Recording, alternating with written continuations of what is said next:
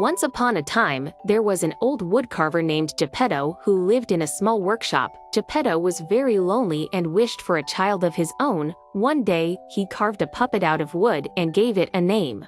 Pinocchio, if only you were a real boy, he sighed.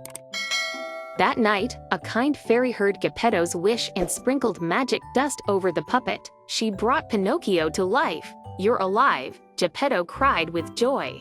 "Yes, but I'm still made of wood," said Pinocchio. The fairy appeared and said, "Pinocchio, if you want to become a real boy, you must prove that you're brave, truthful, and kind. Remember, always let your conscience guide you." Geppetto sent Pinocchio to school, but that's where the trouble began.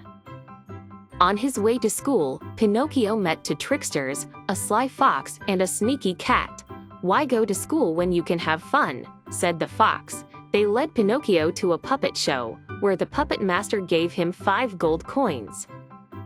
Instead of taking the coins home to Geppetto, Pinocchio trusted the fox and the cat again, and they tricked him into giving them the money. When Pinocchio told a lie about what happened, his nose grew longer and longer.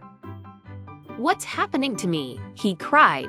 The fairy appeared and said, "Every time you lie, your nose will grow. Be honest, Pinocchio." Pinocchio promised to do better, but his adventures weren't over yet. Pinocchio met a boy named Lampwick, who invited him to Pleasure Island, a magical place with no rules.